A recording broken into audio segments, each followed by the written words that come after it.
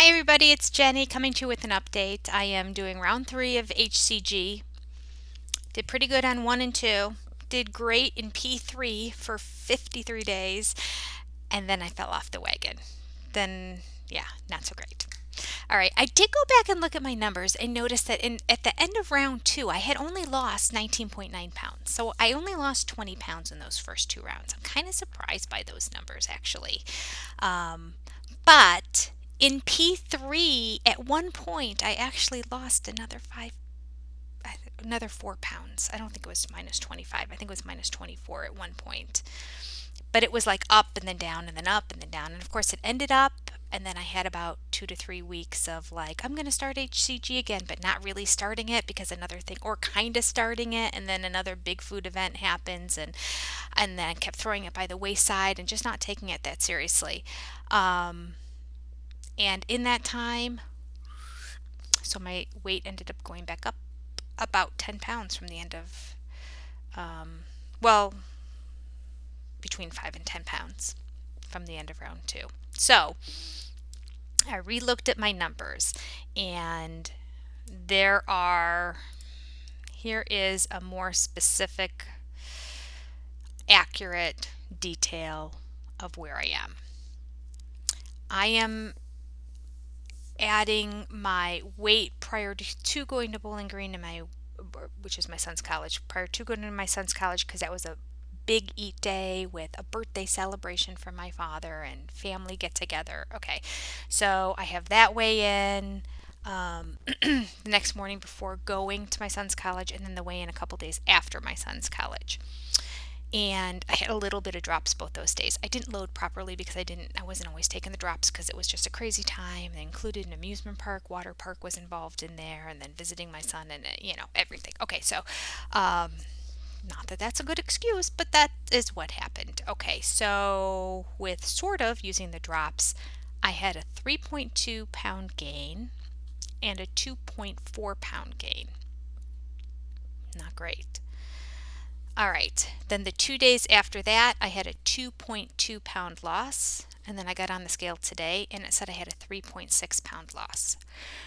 So, as I said yesterday, when push comes to shove and I actually look at the numbers, man, I almost always gain 4 to 5 pounds in my load days, and I lose 4 to 5 pounds in the 2 days after the load days, and then actual weight loss begins after that, and that's really where I am right now.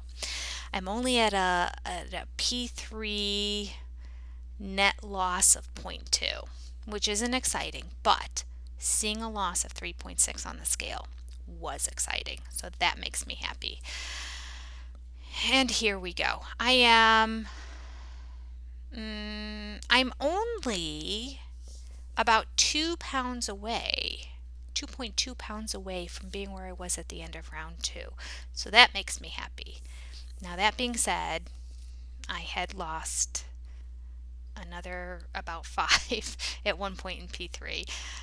So in terms of overall 2021 weight loss, I'm still like 7 pounds away. But I'm a little bit excited by those numbers, even though I hate to look at the round 3 one.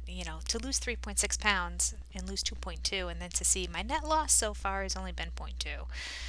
Especially since I feel like I've not eaten a lot of food in 2 days. So for it to say minus zero point 0.2, it's like, what? I've only lost 0.2 in 2 days. So hopefully those numbers will keep going. We'll see. And we'll keep plugging along. Now, I personally find it very difficult to restrict all the different types of foods that I want to eat on HCG in P2. That is definitely the hardest thing for me. The total calories, not as hard for me. I'm okay with eating a little bits of food. I mean, I don't like it and I want to eat all the time. I'm always thinking about food, but I don't, and I'm okay, and I can distract myself and I can move on and I don't get hungry and it's all good. But only having chicken breasts and, asparagus and green beans or whatever, it gets very, very, very old for me. And I did mention that I had a bunch of foods in the house that I was going to eat up.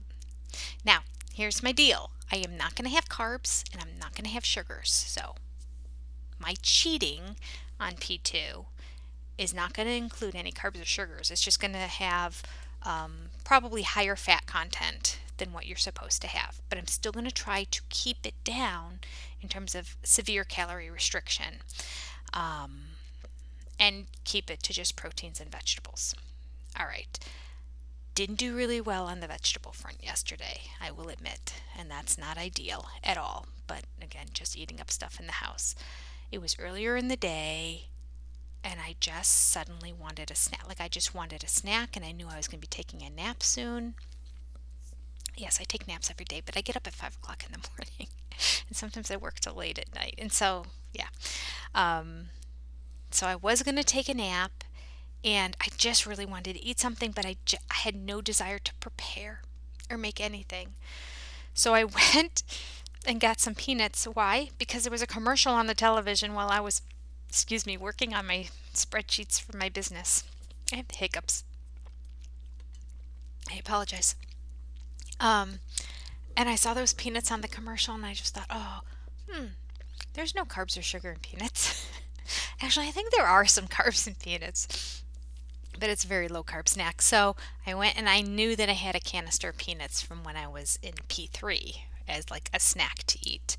And I hadn't eaten very many of them at all. So I took a couple like small handfuls, which would have like maybe 5 peanuts in it, to pop in my mouth. I did not measure. I don't know how much I ate, but I had enough to kind of feel satiated. So probably more than I should have. Took my nap, got up, started doing more work throughout the day. Well, I had gone to the gym earlier in the day, and I did some shopping, so I was out and about. And then later in the day, in my refrigerator, I still have a decent amount of roast beef. Oh, some delicious, delicious roast beef. And so I took it and I kind of shredded it so it was bulkier and seemed like more. I don't think I had 4 ounces, honestly. Probably about 3 ounces of it. Warmed it up, added some salt to it, put it on 2 pieces of keto bread. So I probably had a total of 8 carbs. I think each piece of keto bread is 4 carbs. Again, in my brain, justifying the fact I'm not having the apple, which is about 24 carbs in it, and sugars, but I'm having this instead. Now, that's not really what you're supposed to do, but anyway, so the total calorie count was higher than it should be because the peanuts are high in caloric value, and the roast beef probably was as well, even though I had very, very little bit of it. But I felt like I'm okay for day 2. Some peanuts and a little bit of roast beef on keto bread. No condiments on it, just keto bread. There was enough moisture in the meat because it's so good that it made the bread soft. I heated the bread after that. I put it on the bread, and the plate had a little bit of juice on it from the roast beef. So when I put it on the bread, I put the bread on top of the juice so it would soak in, and then I put the whole thing in the refrigerator, in the microwave, so that it would warm up, and then it was just a nice warm with a little bit of salt on it. It was so good. I remember saying to my husband, I'm like, you know what? When you don't eat much food, everything tastes amazing. The peanuts, oh. When I was on P3, I bought those peanuts, and I had them one day for a snack. I had just like a little bit, and then I was just like, I don't know if these peanuts are that great. Let me tell you, the peanuts yesterday were amazing. Same peanuts, same jar.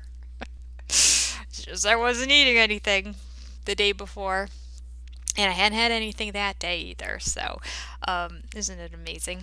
But I do like variety. Now, I have probably 4 to 6 more slices of keto bread still left in there, and yes, I am going to eat them, even though I shouldn't, but I will. There's a couple reasons behind this. One, keto bread is very expensive. It's like $3.50 a loaf, and the loaf is not that big. I mean, there's probably only about 15 to 20 slices in it. It's like this big. And that's expensive. I can get a loaf of bread for $1 at the grocery store or Walmart. So, for that reason, and because it's low in carbs in the keto bread, again, I think it's 4 net carbs per slice, so I think I had 8 total net carbs. I did that. Also, I just feel like Now, this isn't me justifying. This is me actually rationalizing this out. This isn't me just saying, "Oh, I should be eating more and be eating different things now because I am and I'm justifying it." That's not the reason. But I really truly believe that when I go onto a diet, if I go really really restrictive at the beginning, that my body kind of goes, "Whoa, Betsy," and I hit plateaus faster. I think it's just trying to hold on. It's like, ooh, are we in a desert? Are we starving? Do we not have food around? Maybe we need to hold on to our fat reserves a little bit. Um, so I want to ease into it a little bit, but at the same time, I mean, I don't want to go over like 600, 700 calories a day, but it gives me wiggle room to keep going down so that when I do hit a plateau, if I am consistently losing weight, and I'm having roast beef and peanuts and 600 or 700 calories a day, and the weight's going down, and then all of a sudden, boom, I'm going 3 or 4 days and I'm not losing anything, it's like, okay, cut it back now, Jenny. Don't go over 500 calories. Don't have any red meat. Just have plain chicken. Like I have options then to help me kickstart that weight loss again and have it not be an apple day. And I mean, I think research has shown that apple days only really work anyway because of a water reduction and it kind of kickstarts your body in that. And I don't know, they're just kind of hard. I'm not a huge fan of apples to begin with. I mean, they're fine, they're good, but out of all the foods there are in the world, like apple, okay, it's good, yeah. But have it nothing but apples all day. It's like I would so much rather just have like two small pieces of protein of chicken than to have a full day of eating apples. So, not a huge fan of the apple day, which is the recommended thing to do to kind of kickstart. But then again, they don't even want you to do that apple day until you've gone about a week or more in a stall. I don't want to go a whole week in a stall. I've got 6 weeks to lose this weight, 3 pounds a week. Yeah, I mean, of course. Well, let's see.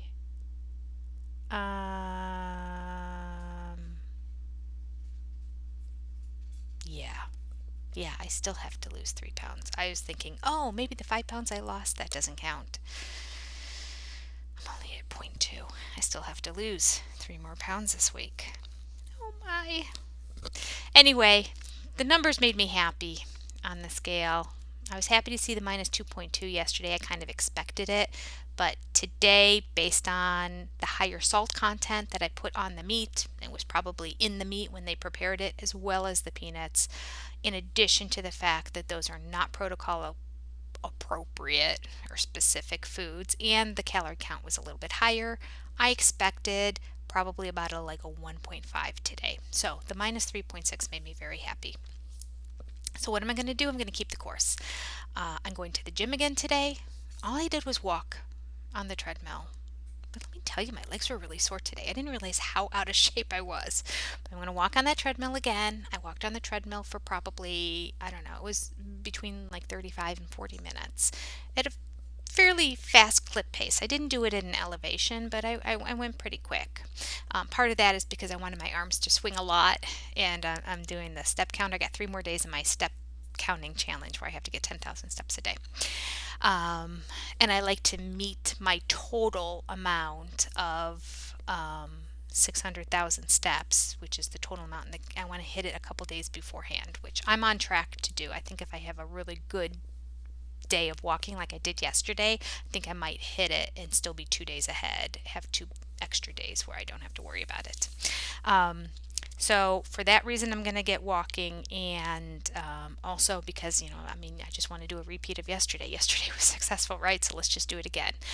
And then there's the bread in the house. So I want to eat that up. I'm just fingers crossed. I also have some chicken that I defrosted, and I feel like it's going to go bad soon. It's a delicious chicken, but I just, in my brain, I'm craving that roast beef that I had yesterday because it tasted so good. So, yeah, so there we go. Um, we'll see what I decide at the very end. If I do the chicken in a salad again. Of course, I did the chicken in the salad the first day and lost 2.2. And then I did the roast beef and the peanuts yesterday and I lost 3.6. So based on that information, although I don't think there's an absolute direct correlation, but if I'm looking at just raw data, one would say have some peanuts and a roast beef on keto bread again today. All right, that's my update, and I'll be with you. I'm very excited to see what my weight loss is going to be. I hope and pray, even though we're already 2 days into it, that I can lose um, more. You know what? Oh yeah, I haven't written down what day I am on this. So, oh yeah, I did. Yeah, I did. Okay. So I'm on day 2 right now and I've lost point 0.2. So I have 5 more days to lose 3 pounds. That's the goal. That's the goal. And then I got to keep that up for 6 weeks. See you tomorrow. A little bit of rambling again today. A little bit of rambling. Tomorrow we're actually going to talk about, I pulled up something to talk about. I can't remember exactly what it was, but it was something along the line of, the price of keto. I found some numbers that were reviewing the price of keto um, if you're doing the injections, if you go to a doctor's office and do the injection. So I found it very interesting and fascinating. I thought we'd talk a little bit about that. So that's tomorrow. Good luck to you on your weight loss journey. Hope you had a very successful day too if you're doing it at the same time as me. And I'll see you tomorrow on day 3.